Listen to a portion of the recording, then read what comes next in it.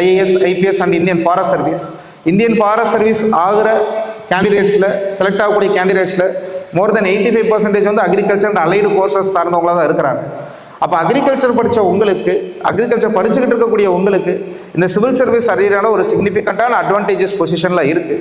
இதெல்லாம் தெரிஞ்சுக்கிட்டு அப்புறமும் இது வேணான்னா நீங்கள் மற்ற கெரியர் ஆப்பர்ச்சுனிட்டி பற்றி நோக்கி போகலாம். இல்லை அப்போ இவ்வளோ பெரிய ஒரு அட்வான்டேஜஸ் பொசிஷன் நம்ம இருக்கோம், why don't we realize that why we start preparing and start moving towards இருந்தீங்க அப்படின்னா கண்டிப்பாக ஒரு 3rd year 4th year it is the right time for you to take that call and move on accordingly as suggested by our chief guest also. Now regarding the civil service, அது ஒரு முக்கியமான position. ஒரு நல்ல டெடிகேட்டடான ஒரு aspirant வந்து ஒரு 3-5 வருஷம், ஒரு 2-3 வருஷம் ப்ரிப்பேர் பண்ணால் இப்போ அடையக்கூடிய ஒரு பொசிஷன் தான். ஆனால் இந்த எக்ஸாமினேஷன் எப்படி ஒர்க் ஆகுதுன்னு ஒரு சின்ன ஐடியா தெரிஞ்சுக்கிட்டிங்கன்னா இதுக்கு யாரெல்லாம் ப்ரிப்பேர் பண்ணலாம், இதுக்கு எப்படி ப்ரிப்பேர் பண்ணலாம், இதுக்கு எவ்வளோ டைம் ப்ரிப்பேர் பண்ண வேண்டியது இருக்கும், இதை பற்றின ஐடியாலாம் நம்ம எல்லாம் தெரிஞ்சுக்கிறதுக்கு ஹவு திஸ் எக்ஸாமினேஷன் ஒர்க்ஸ்ன்றதை நீங்கள் கொஞ்சம் அண்டர்ஸ்டாண்ட் பண்ணி it be better. I hope many of you would already have been knowing about how the civil service examination works in this pattern. Still will be trying to add on our own perspective to that. எங்களுடைய ஒரு சின்ன perspective to that add பண்ண try பண்ணுறோம். கொஞ்சம் அதை receive பண்ணுறதுக்கு பாருங்கள். So, in India, the UPSC, Union Public Service Commission, year on year is conducting the civil service examination to recruit people for around 26 kind of postings. நமக்கு பாப்புலராக IAS, IPS, IFS மாதிரியான postings வந்து தெரியும். அதே மாதிரி ஒரு 26 அதே சார்ந்த ஒரு குடிமைப் பணிகளுக்கு தான் இந்த சிவில் சர்வீஸ் எக்ஸாமினேஷன் ஒரு எக்ஸாமினேஷன் வழியாக பீப்புள் வந்து ரெக்ரூட் பண்ணுறாங்க general. And the eligibility criteria for applying for this kind of examination is very, very simple that they have. Many of you might be already knowing also.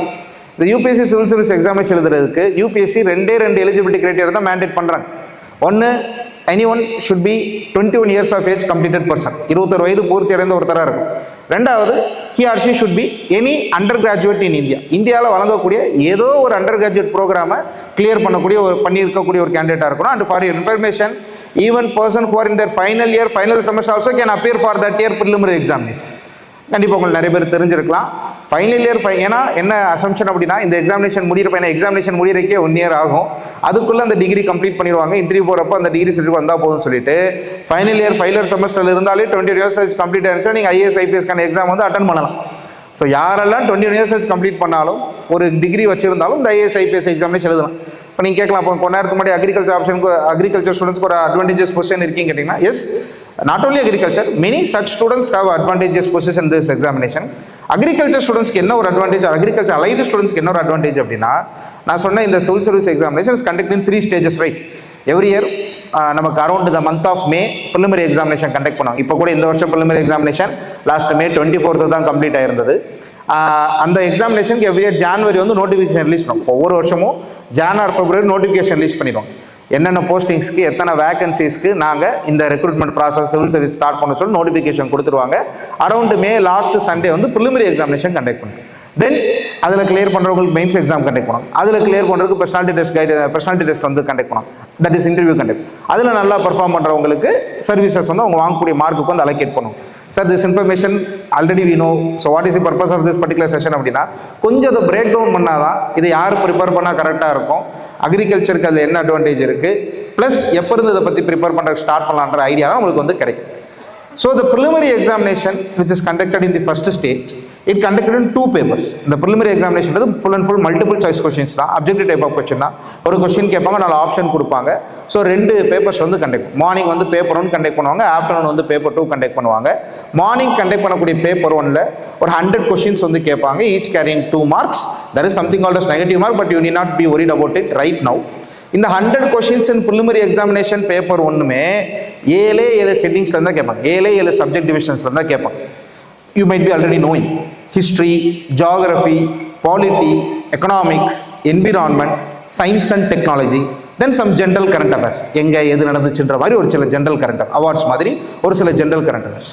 So இந்த history, geography, polity, economics, environment, science and technology and general current affairs சார்ந்த ஒரு 100 multiple choice questions, அதாவது GK question இப்போதைக்கு நம்ம சும்மா காமனாக வச்சுக்கலாம். Paper 1 of the preliminary எக்ஸாமினேஷனை கண்டக்ட் பண்ணும். Paper 2 of the preliminary examination which is conducted in the afternoon, it is called this the civil services aptitude test, wherein 80 questions will be asked for 2.5 marks, that also multiple choice questions in 3 major subject divisions. அந்த paper 2ல aptitude டெஸ்ட்ல கேட்கக்கூடிய கொஸ்டின்ஸ்லாம் பார்த்தீங்கன்னா 3 type of questions தான் இருக்கும். ஒன்று reading comprehension based கொஸ்டின்ஸாக இருக்கும். உங்களுக்கு தெரியும் இல்லையா, இங்கிலீஷில் ஒரு பேசேஜ் கொடுத்து அதை நீங்கள் எப்படி இன்டர்பிரட் பண்ணி புரிஞ்சிருக்கீங்கன்றக்காக ஒரு கேள்விகள் கேட்பாங்க. லாஜிக்கல் அண்ட் ரீசனிங் கொஸ்டின்ஸ் வந்து கேட்பாங்க. அப்படின்னா பார்க்குறதுக்கு மேக்ஸ் மாதிரி இருக்கும், but they're not maths. Formula தேவைப்படாத, ஷார்ட்கட் தேவைப்படாத, நம்மளுடைய லாஜிக்கல் திங்கிங் வழியாக மட்டும் சால்வ் பண்ணுற மாதிரியான சில ரிடில் டைப் ஆஃப் கொஸ்டின். இந்த பிளட் ரிலேஷனை வச்சு கேட்குறது, டைரக்ஷனை வச்சு கேட்குறது, ஷேப்ஸ் அண்ட் பேட்டர்ன் அரேஞ்ச்மெண்ட் கோட்ஸை வச்சு கேட்குறது, இந்த மாதிரி கேள்விகளும் கேட்பாங்க. அதே போல் மேக்ஸ் கொஸ்டினும் கேட்பாங்க. ஆனால் அவங்க சிலபஸில் கொடுத்துருக்கக்கூடிய வார்த்தை பேசிக் நியூமரசின்ற வேர்டு கொடுத்துருக்காங்க ஃபார் சிசாட் மேக்ஸை குறிப்பிட்றப்போ. ஏன் அதெல்லாம் நம்ம கன்சிடர் பண்ண வேண்டியது இருக்குன்னா, இதே யூபிஎஸ்சி இன்னும் நிறைய எக்ஸாம் கண்டக்ட் பண்ணுறாங்க, கேள்விப்பட்டிருக்கோம். இப்போ there is NDA examination, CTS examination. இப்போ இந்த மாதிரியான எக்ஸாமினேஷன்ஸ்லாம் அங்கேயும் மேக்ஸ் கேட்பாங்க, மல்டிபிள் சாய்ஸ் கொஸ்டின்ஸாக. பட் அங்கே கேட்கக்கூடிய மேக்ஸ் வந்து 12th and above இருக்கும், இன்டெகிரல் கால்குலஸ், டிஃபரன்ஷியல் கால்குலஸ் வரும். But in UPSC civil services CSAT paper, the basic numeracy, that is class 10th and below level of maths only will be asked, which generally consist of ratio, proportion, percentage law, simple interest, compound interest, நமக்கு பேசிக் geometry, பேசிக் algebra, அந்த மாதிரியான area of கொஸ்டின்ஸ்லேருந்து கேட்பாங்க.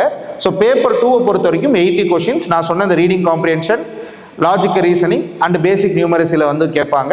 Each செக்மெண்ட்லேருந்து ஒரு 25 to 30 questions வந்து கேட்பாங்க. The one thing we should be mindful here is, in preliminary examination perspective, paper 2 is regarded as the qualifying paper. அதாவது நம்ம காலையில் பேப்பர் 1 எழுதிட்டு வந்துடுவோம், ஆஃப்டர்நூன் பேப்பர் 2 எழுதிட்டு வந்துடுவோம். ஆனால் ஃபஸ்ட்டு எவாலுவேட் பண்ணுறது பேப்பர் 2 தான் எவாலுவேட் பண்ணுவோம்.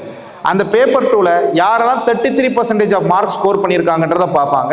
ஸோ பேப்பர் 2 80 கொஸ்டின்ஸ் 2.5 மார்க்ஸில் கண்டக்ட் பண்ணுறாங்க 200 மார்க்குக்கு. ஸோ 33% அப்படின்னா மார்க் டேர்ம்ஸில் ஒரு 67+ marks. So the objective of UPSC is, preliminary examination யார் ஒருத்தரால் கிளியர் பண்ண முடியும் அப்படின்னா, இந்த அவங்க வைக்கக்கூடிய இந்த civil service aptitude test. Aptitude அப்படின்னா நமக்கு இங்கிலீஷ், ரீசனிங் அண்ட் மேக்ஸ், இதில் யார் 33% வாங்குறாங்களோ அவங்களுடைய பேப்பர் 1 தான் எவாலுவேட் பண்ணுவாங்க. இந்த பேப்பர் 1 பேப்பரில் யார் ஒரு ஃபஸ்ட்டு ஒரு இந்த வருஷம் பார்த்தீங்க அப்படின்னா 40,000 பீப்புள் மெயின்ஸுக்கு கால் ஃபார் பண்ணியிருந்தாங்க. அதில் வரக்கூடியவங்களுக்கு மெயின்ஸ்க்கு வந்து. இப்போ நீங்கள் ஒரு பிகினராக யோசிக்கிறப்போ, you have to understand the need, necessary, demand of the each stage of the examination. எந்த வேலைக்கு ஆள் எடுக்கிறாங்க, எப்படி அந்த ஆள் எடுக்கிறாங்க தெரியாமல் லைனில் நின்றோம்னால கிளியர் பண்ண முடியும். ஸோ எந்த வேலைக்கு ஆள் எடுக்கிறாங்கன்றது தெரிஞ்சுக்கணும். ஏன்னா அப்போ தான் அந்த வேலைக்கு எதிர்பார்க்கக்கூடிய குவாலிட்டிஸை நம்ம வளர்த்துக்கிட்டோம் அப்படின்னா இந்த எக்ஸாமினேஷன் ப்ராசஸ் நம்ம கிளியர் பண்ணலாம்.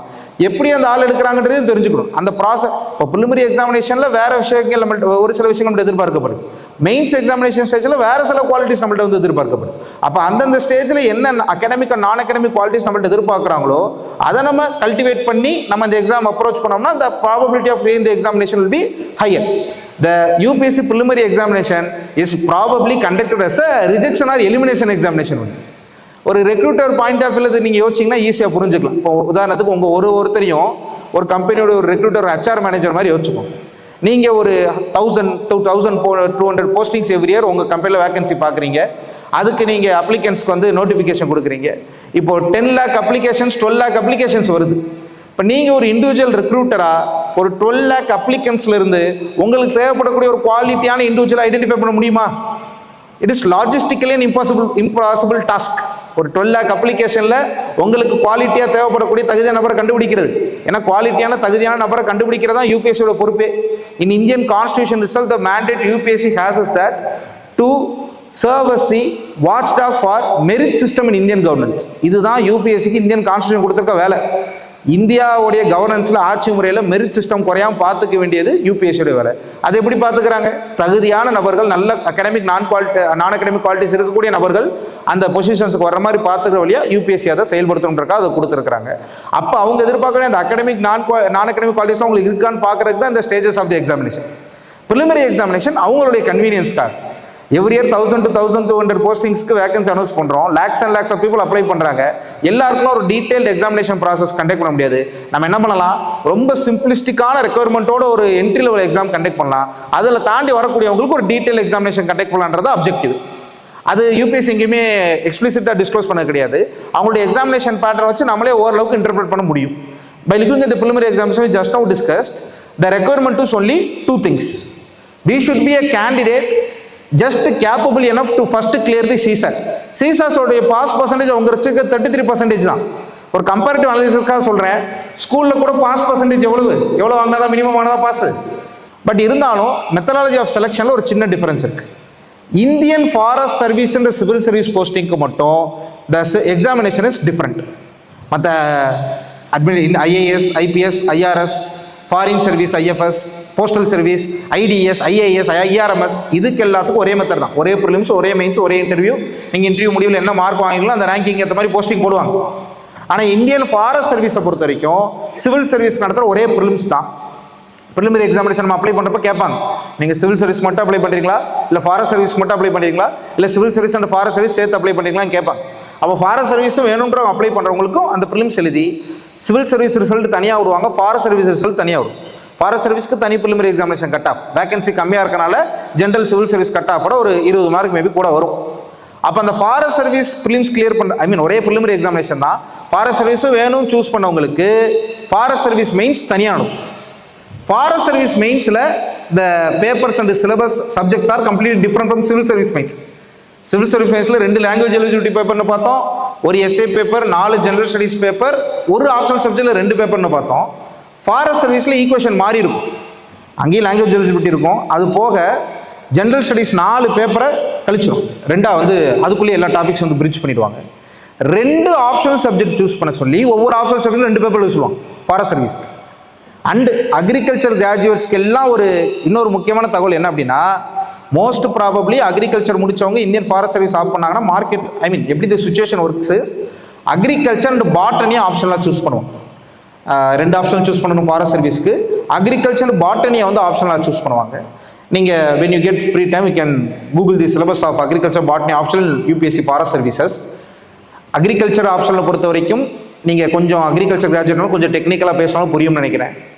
Paper 1 of agriculture optional consist of the subjects like agroecology, agronomy, that is field crops management, then they have forestry, agroforestry, weed science, then agricultural economics, agriculture extension, soil science and water management. இந்த topics எல்லாம் சேர்த்து தான் paper 1 of, இதெல்லாம் எங்கேயே கேள்விப்பட்ட மாதிரி இருக்கா? இருந்தால் நல்லது, சரிங்களா? ஸோ யூஜி சிலபஸ் தான் இருக்கும், not only for agri optional. Majority of the ஆப்ஷனலுக்கு அந்தந்த சப்ஜெக்டோட யூஜி சிலபஸ் தான் பேரலாக நமக்கு இருக்கும். ஸோ பேப்பர் 1ல இந்த சப்ஜெக்ட்ஸ்லாம் இருக்கும். அதே போல் paper 2 of agriculture optional, now it might be threatening for some, cell biology, genetics, நமக்கு plant breeding, then physiology, crop physiology, horticulture, entomology, pathology, food processing, then miscellaneous topics நாங்கள் சொல்லுவோம், தட் இஸ் இந்த nutrition, food production trends, அந்த மாதிரி சில topics வரும். Paper 2 கேட்குறப்ப கொஞ்சம் பயங்கரமாக இருக்கலாம், but one thing you can try having in your mind, there is no practical in UPSC option. ஆக்சுவலாக உங்கள் கோர்ஸ் ப்ரோக்ராமில் ப்ராக்டிகாலிட்டி எடுத்துட்டீங்க அப்படின்னா, it is one of the most easiest under graduation program in India. I am speaking, you have to take the practicality out of the equation. Practicality எடுத்துகிட்டு வந்தீங்கன்னா soil science இருக்குது, breeding இருக்குது, pathology, என்டமாலஜிலாம் இருக்குது. அதே போல் வெயிட்டேஜ் யூஜி படிக்கிறப்போ இப்போ பேத்தாலஜி, என்டமாலஜின்றதெல்லாம் மோஸ்ட் இம்பார்ட்டன்ட் சப்ஜெக்ட்ஸாக இருக்கும் in many of our semesters. UPSC optional ப்ரோக்ராமாக நீங்கள் அக்ரி பார்த்தீங்க அப்படின்னா, பேத்தாலஜி, என்டமாலஜி ரெண்டையும் சேர்த்து பேப்பர் 2ல் பிளான்ட் ப்ரொடெக்ஷன் ஒரு யூனிட்டில் கண்டக்ட் பண்ணுறாங்க. அதனுடைய வெயிட்டேஜ் செல் பயாலஜி, ஜெனட்டிக்ஸை விட கம்மி யூபிஎஸ்சி ஆப்ஷனல் ப்ரோக்ராமாக. ஸோ அக்ரிகல்ச்சரில் இருக்கக்கூடிய அதே டாபிக்ஸ் தான், பட் ஒன்லி தியாரிட்டிக்கலாக இருக்கும். வெயிட்டேஜ் யூஜியில் பார்க்குற மாதிரி இருக்காது. உதாரணத்துக்கு எக்ஸ்டென்ஷன், அக்ரிகல்ச்சர் எக்ஸ்டென்ஷனில் கேட்கக்கூடிய மார்க்கை விட பேத்தாலஜியில் கேட்கக்கூடிய மார்க் கம்மியாக இருக்கும் ஆப்ஷனல், சரியா? So what I'm trying to say is, இந்த மெயின்ஸில் ஆப்ஷனலில் ஒரு அக்ரிகல்ச்சரை சிவில் சர்வீசஸ்க்கு ஆப்ஷனாக சூஸ் பண்ணுற வழியாகவோ, இல்லை அதே மாதிரி ஃபாரஸ்ட் சர்வீசஸில் அக்ரிகல்ச்சர் ஆப்ஷனில் இந்த பேப்பர் 1 பேப்பர் 2 இந்த டாபிக்ஸ்லாம் கேட்குறாங்க. பாட்னி ஒன்று சூஸ் பண்ணாங்க சொன்னோம் இல்லையா? பாட்னியில் 75% ஆஃப் தி சிலபஸ் அக்ரிகல்ச்சரோட சிலபஸ் அப்படியே தான் ரிஃப்ளெக்ட் ஆகும். பாட்டனி ஆப்ஷனல் பேப்பர் 2வும் அக்ரிகல்ச்சர் ஆப்ஷனல் பேப்பர் 2க்கும் ஒரே சிலபஸ் தான். பேப்பர் 1 ஆஃப் தி பாட்னியில் மட்டும் பிளான் ஸ்பெசிஃபிக்காக சில டாக்ஸானமிக்கில் சில படிக்க வேண்டியதாக இருக்கும். ஸோ மற்ற ரேண்டமாக ஒருத்தர் நான் அக்ரிகல்ச்சர் கிராஜுவேட் ஒருத்தர் இந்தியன் ஃபாரஸ்ட் சர்வீஸர் எழுதுறாருன்னா அவர் 2 புது ஆப்ஷனல் சப்ஜெக்ட் படிக்கிற மாதிரி இருக்கும். பொதுவாக நான் அக்ரி ஸ்டூடெண்ட்ஸ் வந்தாங்கன்னா ஃபாரஸ்ட்ரி, ஜியாலஜி எடுப்பாங்க, அது ஒரு காம்பினேஷன் இருக்குது பாப்புலராக. அக்ரிகல்ச்சர் சார்ந்தவங்க வந்தாங்கன்னா அக்ரிகல்ச்சர் பாட்டனி சூஸ் பண்ணுறாங்க. So that is why 85% of Indian forest service cleared candidates are predominantly from agriculture and allied science background. Not only for forest service, civil services too. அப்போ agriculture already நீங்கள் 4 வருஷம் படிச்சிருக்கீங்க. நான் சொல்கிற practicality விட்டுட்டு மிச்சதை பாருங்கள். அதுலேயும் அந்த பேப்பர் 1க்கும் பேப்பர் 2க்கும் அந்த அட்வான்டேஜ் டிஃப்ரென்ஸ் இருக்கும். பேப்பர் 1 பார்த்தீங்கன்னா கொஞ்சம் ஜென்ரல் டாபிக்ஸாக நிறையா இருக்கும். எக்காலஜி, அக்ரானமியில் அந்த கிராப் ஏரியா மட்டும்தான் உங்களுக்கு கொஞ்சம் கஷ்டமாக இருக்கும் வழியே மித்த எல்லா டாபிக்ஸும் உங்களுக்கு ஓரளவுக்கு ஈஸியாக தான் இருக்கும். அதே போல் ஆப்ஷனில் பொறுத்த வரைக்கும் சாய்ஸ் இருக்குது. மெயின்ஸில் ஜெனரல் ஸ்டடீஸ் பேப்பரில் சாய்ஸ் கிடையாது. 10 மார்க் 50 மார்க் கேட்டால் ஃபுல்லாக எழுதியாகும். ஆனால் ஆப்ஷனில் அப்படி கிடையாது. 8 கொஷின் செட்டில் 5 கொஷின் செட் எழுதுனா போதும். அப்போது அக்ரிகல்ச்சரில் எது ரொம்ப ப்ராப்ளமெட்டிக்கான ஒரு ஏரியா வரும் அப்படின்னா அந்த number of crops to be கவர்டுன்றது கஷ்டமாக இருக்கும். அக்ரானமியாக இருக்கட்டும், ஹார்டிகல்ச்சராக இருக்கட்டும், பேத்தாலஜி என்டமாலஜியாக இருக்கட்டும், இந்த லிஸ்ட் ஆஃப் கிராப்ஸ்ன்றது கொஞ்சம் டிஃபிகல்ட்டான ஒரு ஏரியாவாக இருக்கும். பட் அது ஆப்ஷனலில் சாய்ஸ் பாசிபிலிட்டி இருக்கிறனால அதெல்லாம் நீங்கள் ப்ரிப்பரேஷனில் கொஞ்சம் ஸ்ட்ராட்டஜிக்கலாக ப்ரிப்பேர் பண்ணிங்க அப்படின்னா அதெல்லாம் நீங்கள் அட்வான்டேஜஸை வந்து பயன்படுத்திக்கலாம். அந்த ஒரு எபிலிட்டி இருக்குது. ஸோ ஒரு சிங்கிள் ரீசன்னால் அக்ரிகல்ச்சர் கிராஜுவேட்ஸுக்கு யூபிஎஸ் சிவில் சர்வீஸ் எக்ஸாமினேஷன் அட்வான்டேஜுக்கும் சொல்லிட முடியாது. It is a contribution of many such factors. So அதனால தான் மேபி என்னவா வெளியில் பேச போகலாம், அக்ரிகல்ச்சர் படித்தா ஐஏஎஸ் ஆகிடலான்னு சொல்லி. அக்ரிகல்ச்சர் படித்தா மட்டும் இல்லை ஐஏஎஸ் ஆகிடும். அக்ரிகல்ச்சர் கிராஜுவேட்டாக அல்லது allied science agriculture allied science கிராஜுவேட்டாக நீங்கள் இருந்தீங்கன்னா ஒரு சில கூடுதல் அட்வான்டேஜஸ் இந்த எக்ஸாமினேஷன் இருக்குது. அதை ப்ராப்பராக ரெகக்னைஸ் பண்ணி கல்டிவேட் பண்ணி ப்ரிப்பேர் பண்ணிங்கன்னா கொஞ்சம் சுலபமாக வந்து நீங்கள் கிளியர் பண்ணுறது வந்து பார்த்துக்க முடியும். ஏன்னா மற்றவங்கலாம் 500 மார்க்குக்கு ஆப்ஷன், இப்போ ஒரு நான் அக்ரிகல்ச்சர் கிராஜுவேட் இன்ஜினியரிங் முடிச்சுட்டு வந்து ஏதோ ஒரு சோசியாலஜியோ பொலிட்டிக்கல் சயின்ஸோ ஆப்ஷன் எடுத்து ப்ரிப்பேர் பண்ணுறாருன்னா அவர் அந்த 500 மார்க்குக்கும் from the zero from scratch prepare பண்ணணும். பட் யூ பீப்புள், நீங்கள் எவ்வளவு, I hope everyone are attending the classes properly and are qualitatively preparing pursuing your college studies. But இருந்தாலும் சொல்கிறேன், எவ்வளோ மோசமாக இந்த யூஜியில் அக்ரிகல்ச்சர் நீங்கள் ப்ரிப்பேர் பண்ணக்கூடிய ஒரு கேண்டிடேட்டாக இருந்தாலும் மினிமம் 300 மார்க்ஸ்க்கு நீங்கள் ஆல்ரெடி ப்ரிப்பேர்டாக இருக்குது. அந்த நீங்கள் இதை syllabus of agriculture option download பண்ணி பாருங்கள், previous year question of agriculture option எடுத்து பாருங்கள். You can understand the similarities. Okay, அது அப்போது இவ்வளவு விஷயங்கள் ஆல்ரெடி இருந்தும் இதை நீங்கள் கரெக்டாக ஸ்ட்ராட்டஜிக்கலாக பயன்படுத்தினீங்கன்னா அந்த நம்ம பாஸ் பர்சன்டேஜ் இன்க்ரீஸ் பண்ணுறது எல்லாத்தையும் ஃபோக்கஸாக நீங்கள் வந்து எடுத்துக்கணும். So this is how the mains examination of UPSC works.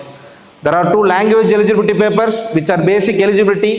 No one need not worry about. The rest of 7 meritorious papers are challenging. அதிலெல்லாம் எந்த மாற்று கருத்து இல்லை. 1 essay paper will be asked, then 4 general study subjects. History, geography மாதிரி GS1, political science IR மாதிரி GS2, economics, agri, science, environment மாதிரி GS3, ethics GS4 and 1 optional subject. ஒரு agriculture மாதிரி ஒரு ஆப்ஷனல் சப்ஜெக்ட் சூஸ் பண்ணி அதில் 2 பேப்பர் நம்ம வந்து எழுதணும். இப்படி தான் அந்த 7 மெரிட்டோரியஸ் மெயின்ஸ் பேப்பர்ஸும் will be conducted, each for 250 mark. நமக்கு வந்து 7 மொத்தம் 9 பேப்பர்ஸ் அண்ட் மெயின்ஸ். எக்ஸாமே 4.5 நாள் நடக்கும், 5 நாள் நடக்கும். 4.5 நாள் தட் இஸ் 5 நாள். அவங்களுக்கு வந்து ஒரு நாளைக்கு 2 பேப்பர்னு வச்சாலுமே கூட. So mains examination of UPSC works in it will be conducted in 5 days. இப்போவே 5 நாள் எழுதுறது அதெல்லாம் நீங்கள் இப்போ யோசிக்க வேண்டிய அவசியம் இல்லை. அதுக்கான டியூ சப்போர்ட் எல்லாம் நிறைய contributors of the society are providing us. அது நம்ம எப்படி ப்ரிப்பேர் பண்ணுறத பற்றி I will make some suggestions. So this is how the main stage of the examination works. So this is where agriculture or allied science graduates have a very very strong advantage numerically. மற்ற fundamental மற்ற graduate ப்ரோக்ராமோட கண்டிப்பாக ஒரு numerical advantage agriculture optional choose பண்ணி ஒரு agriculture graduate prepare பண்ணாங்கன்னா அவங்களுக்கு கண்டிப்பாக இருக்குது. ஸோ மெயின்ஸில் 7 மெரிட்டோரியஸ் பேப்பர்ஸ் ஃபார் 250 மார்க்ஸ் எழுதுவோம். ஸோ டோட்டலாக 1750 மார்க்ஸுக்கு மெரிட்டோரியஸ் பேப்பர்ஸ் எழுதுவோம். இதில் யார் அதிகமான மார்க் வாங்குறாங்களோ அவங்கள தான் பர்சனாலிட்டி டெஸ்ட்டான இன்டர்வியூ ப்ரோக்ராமுக்கு வந்து கால் ஃபார் பண்ணுவாங்க. Usually interview program will be conducted in Delhi. So நம்மளுக்கு ஒரு மெயின்ஸ் எழுதி முடிச்சிட்டோம், நம்ம கிளியர் பண்ணுற அளவுக்கு மார்க் வாங்கிட்டோம் அப்படின்னா we will be called for personality test in Delhi. நம்மளுக்கு மெயில் வரும், இந்த டேட்டில் இந்த டைமில் யூபிஎஸ்சி பில்டிங்கில் இந்த பேனலுக்கு முன்னாடி இன்டர்வியூக்கு வாங்கன்னு சொல்லிட்டு ஒரு மெயில் கால் லெட்டர் வரும். அதை ஃபாலோ பண்ணி நம்ம வந்து பர்சனாலிட்டி டெஸ்ட்டுக்கு போகணும். ஐ ஹோப் பர்சனாலிட்டி டெஸ்ட்டை பற்றி நிறைய ஒரு புது ஆள் எக்ஸ்பிளைன் பண்ண வேண்டியது இல்லைன்னு நினைக்கிறேன். ஏன்னா இன்னைக்கு யூடியூப்பில் யூபிஎஸ்சியா டிஎன்பிஎஸ்சின்னு போட்டாலே என்ன தான் வரும், ஏதோ ஒரு இன்ஸ்டியூட்டோட ஒரு மார்க் இன்டர்வியூ தான் வரும். கண்டிப்பாக உங்களை நிறைய பேர் பார்த்துருக்கலாம். In spite of that, the UPSC personality test works in such a way that we would be asked to interact with the 5-membered panel. ஒரு 5 மெம்பர் இருக்கக்கூடிய ஒரு பேனல் கூட பார்த்தா நம்ம interact. I am deliberately using the word interaction. Before going on to the interview will be asked to fill out a டாஃப்னு ஒரு form ஃபில் பண்ணணும். டீட்டெயில்டு அப்ளிகேஷன் ஃபார்ம்னு இருக்கும். அதில் நம்ம ஜாதகத்தை தவிர எல்லாத்தையும் ஃபில் பண்ணணும். நம்ம எங்கே பிறந்திருக்கோம், நம்ம அப்பா அம்மா என்ன பண்ணுறாங்க, அவங்க எங்கே பிறந்திருக்காங்க, நீங்கள் எந்த ரீஜன்லேருந்து வரீங்க, என்ன கிராஜுவேஷன் முடிச்சிருக்கீங்க, உங்கள் ஹாபீஸ் என்ன, உங்கள் இன்ட்ரெஸ்ட் என்ன, அந்த 26 சர்வீசஸ்க்கும் உங்களுக்கு ப்ரிஃபரன்ஸ் கொடுக்கணும். 1 2 3 எது எனக்கு வேணும், அதுலேருந்து கேள்விகள் கேட்பாங்க. எந்த ஹோம் கேட்டர் சூஸ் பண்ணல, எது சூஸ் பண்ணல, அதுலேருந்து கேள்விகள் கேட்பாங்க. ஸோ உங்களுடைய அந்த ப்ரொஃபைலை ஒரு டாஃப் வச்சுக்கிட்டு they will try to interact. கண்டிப்பாக நீங்கள் அக்ரிகல்ச்சர் கிராஜுவேஷன் பிடிச்சி போனீங்கன்னா அதை சார்ந்த கேள்விகள் நிறைய. அதை சார்ந்து அப்படின்னா one thing also should be clarified about. In interview, the process will not be purely on intellectual basis. அங்கே திருப்பி உங்களுடைய அறிவு கூர்மையை டெஸ்ட் பண்ணுற மாதிரியே கேள்விகள் கொடுக்க மாட்டாங்க. ஏன்னா டெக்னிக்கலி ஒரு ப்ரிலிம்ஸ் மெயின்ஸ் முடிச்ச ஒரு கேண்டிடேட் இன்டர்வியூக்கு போகிறாங்கன்னா கண்டிப்பாக அவங்க இன்டெலெக்சுவலி குவாலிஃபைடு என்னப்பா நிறைய தகவல் தெரிஞ்சால் தான் அந்த ஸ்டேஜுக்கு போக முடியும். ஹிஸ்ட்ரியோ ஜாகிரஃபியோ பாலிட்டி எக்கனாமிக்ஸோ குறைஞ்சபட்சம் தெரிஞ்சால் தான் அந்த ஸ்டேஜுக்கு போக முடியும். அப்போ திருப்பி அதையே இன்ட்ராஸ்பெக்ட் பண்ணிட்டு இருக்க மாட்டாங்க. இன்டர்வியூன்றது it is mainly to comprehend about our non academic qualities per se. Mainly ஒரு இன்டர்வியூ ஸ்டேஜில் அவங்க மெயின் நம்மள்ட்ட எதிர்பார்க்குறது கம்யூனிகேஷன் ஸ்கில்ஸ் ப்ராப்பராக இருக்கா. Communication skills should not be confused with language proficiency. ரெண்டும் வெவ்வேறு. ஒரு மொழியில் சரளமாக பேச தெரியுது நல்ல விஷயம்தான். இங்கிலீஷ்லேயே தமிழ் எதுவே நீங்கள் மெயின்ஸும் தமிழ் வேணா எழுதலாம், இன்டர்வியூ தமிழ் வேணாட்டமெல்லாம் regional languages are allowed. But communication skill is basically the ability of oneself to express oneself. இப்போ நான் நினச்ச இன்டென்சிட்டியில் உங்களுக்கு எனக்கு கடத்த தெரியும். ஆனால் இங்கிலீஷில் சொன்ன என்ன, தமிழில் சொன்ன என்ன, உங்களுக்கு சைகை மொழிலாம் யூஸ் பண்ணக்கூடாது. பதுவே கம்யூனிகேஷன் ஸ்கில்ஸ் எவ்வளோ ஸ்ட்ராங்கராக இருக்குது, அதே போல் நம்மளுடைய ப்ரெசன்டேஷன் எப்படி இருக்குது, நம்மளுடைய ஸ்ட்ரெஸ் மேனேஜ்மெண்ட் எப்படி இருக்குது, நம்மளுடைய ப்ராப்ளம் சால்விங் ஆட்டிடியூட், நம்மளுடைய லீடர்ஷிப் குவாலிட்டிஸ், இந்த மாதிரியான விஷயங்களை தான் ஒரு இன்டர்வியூ ப்ராசஸில் நம்மளுக்கு வந்து டெஸ்ட் பண்ண ட்ரை பண்ணுவோம் through the casual interaction. Because they will be having a cumulative experience of more than 250 years. 5 பேர் உட்காந்துருக்காங்கன்னா ஒருத்தருக்கு மினிமம் 40-50 years ஆஃப் சர்வீஸ் இருக்கும் எக்ஸ்பீரியன்ஸ். அப்போ ஒரு 200-250 வருஷம் cumulative எக்ஸ்பீரியன்ஸ் பண்ண நம்ம இன்ட்ராக்ட் பண்ணணும். 10 நிமிஷம் போதும் நம்மளுடைய குவாலிட்டி அவங்க அண்டர்ஸ்டாண்ட் பண்ணுறதுக்கு. பட் இன்டர்வியூ 40 minutes நடக்கும், 35 to 40 minutes நடக்கும். So throughout that interaction they will be completely able to judge you whether you will be fitting for the service or not. அதனால தான் பேர்லேயே பர்சனாலிட்டி டெஸ்ட்னா வச்சிருக்கிறேன். அங்கே பியூர்லி இன்டெலெக்சுவல் கொஷின்ஸாக மட்டும் இருக்காது. To know more about your personality, whether you will be suitable for this particular posting or not. அதான் நான் ஸ்டார்டிங்லேயே சொன்னேன். ஒரு ரிவர்ஸ் இன்ஜினியரிங் மாதிரி நம்ம எடுத்துக்கிட்டோம் அப்படின்னா இந்த 3 ஸ்டேஜ் ஆஃப் தி எக்ஸாமினேஷனை கிராஸ் பண்ணால் தான் அந்த சர்வீஸ் நம்ம போக முடியும். அப்போ இந்த 3 ஸ்டேஜ் ஆஃப் தி எக்ஸாமினேஷன்லையும் ஒவ்வொரு ஸ்டேஜ்லையும் ஒரு particular set of academic and non academic qualities நம்மள்ட்ட எதிர்பார்க்குறாங்க.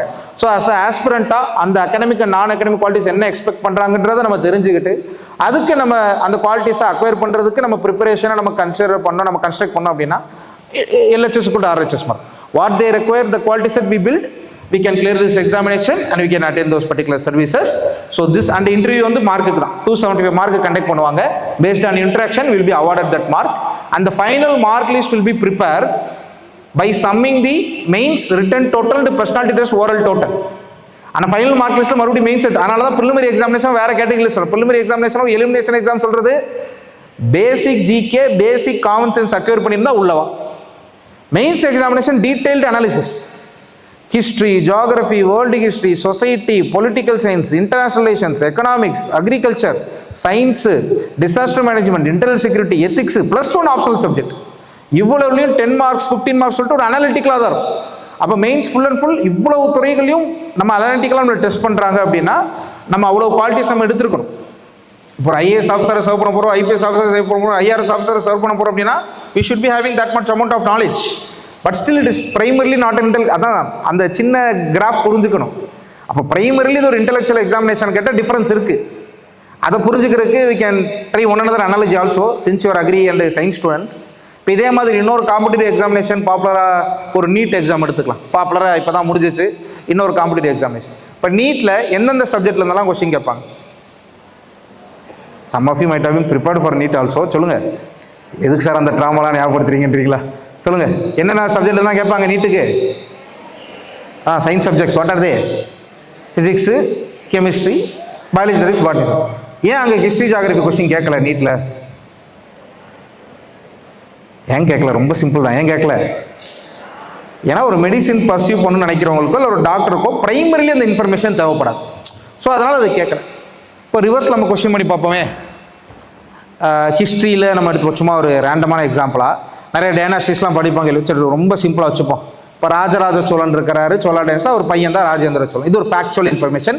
இது மாதிரி thousands ஆஃப் ஃபேக்ட்ஸ் எல்லா சப்ஜெக்ட்லையும் இருக்குது. இப்போ நம்ம UPSC சப்ஜெக்ட்ஸில் அதெல்லாம் தெரிஞ்சால் தான் இந்த எக்ஸாம் கிளியர் பண்ண முடியும். அப்போ தான் சரி கலெக்டராக சர்வ் பண்ண முடியும். இப்போது ராஜராஜ சோழனுடைய பையன் ராஜேந்திர சோழன் இந்த ஒரு ஃபேக்சுவல் இன்ஃபர்மேஷனை தெரிஞ்சுக்கிட்டு ஒரு IAS ஆஃபீஸர் என்ன பண்ண போகிறார்? ஆனால் அந்த மாதிரியான நிறைய ஃபேக்சுவல் அண்ட் கான்செப்சுவல் ஏரியாஸ் இருக்குது. நம்ம இப்போ இதை பற்றி பேசுவோம். இதை தெரிஞ்சால் தானே இந்த எக்ஸாம் கிளியர் பண்ண முடியும் மாதிரி வச்சுருக்காங்க. அப்போ இதை தெரிஞ்சுட்டு IAS ஆஃபீஸர் என்ன பண்ண போகிறாரு? That is where the actual expectation of this examination is there. நான் ஆரம்பத்தில் சொன்னேன் இல்லையா, அந்த எக்ஸாம் டிஃபிகல்ட் கிடையாது. இட் இஸ் டிஃபிகல்ட் கிடையாதுன்னா don't understand it wrong way. Easy போல அப்படி இல்லை. It is complicated in nature. each feature of that complication is purposefully added to test some of our academic and non-academic qualities. ரொம்ப ரேண்டமாக நீங்கள் இந்த ஃபேக்ட்லாம் படிக்கணுன்றக்கா அதை வைக்கல. உதாரணத்துக்கு இப்போ இந்த வருஷம் ஆல் இந்தியா டாப் 1 ரேங்க் வாங்குறாங்கன்னா கூட அவங்கள அடுத்த வருஷம் இந்த யூபிஎஸ்சி எக்ஸாம் ப்ரிலிம்ஸ் எழுத சொன்னால் அவங்க கிளியர் பண்ணுவாங்க கூட நிச்சயம். இந்த வருஷம் ஆல் இந்தியா ரேங்க் 1 இதை நிறைய பேர் சொல்லி கொடுத்து கேள்விப்பட்டிருக்கலாம். ஏன்னா to clear each and every year of examination minimum 1 year of intensive preparation for that examination is required. அந்த ஒரு வருஷம் ஃபுல் அண்ட் ஃபுல் உட்காந்து இதுக்கு GS current affairs aptitude prepare பண்ணால் அந்த வருஷம் எக்ஸாம் கிளியர் பண்ண முடியும். அப்போ ஏன் இவ்வளவு படிக்க சொல்கிறாங்க? ஏன் இவ்வளோ உதாரணத்துக்கு கான்செப்ட் கூட படித்தா ஓகே, இப்போ எக்கனாமிக்கல் கான்செப்ட் நிறைய இருக்குது, பொலிட்டிக்கல் கான்செப்ட் நிறைய இருக்கும், ஒரு ஐஏஎஸ் ஆஃபீஸருக்கு தேவைப்படலாம், அதெல்லாம் மறுக்கிறதுக்கு இல்லை. அப்போ இந்த மாதிரி ஃபேக்சுவல் இன்ஃபர்மேஷன் ஏன் படிக்கணும் அப்படின்னா அதுக்கு ஒரு லாஜிக் இருக்குது. ஏன்னா அவங்க நீங்கள் எவ்வளோ உங்களுக்கு ஃபேக்சுவல் நாலேஜ் எவ்வளோ இருக்குன்றதை டெஸ்ட் பண்ண ட்ரை பண்ணலை. அந்த ஃபேக்சுவல் நாலேஜை அக்வயர் பண்ணுறதுக்கு நீங்கள் ஒரு சின்சியர் எஃபர்ட் போட்டிருப்பீங்க இல்லையா? பழசாதான் இருக்கும், பட் அதான் உண்மை. The entire examination structure in a particular way to select individuals who are sincere and committed and dedicated in their business.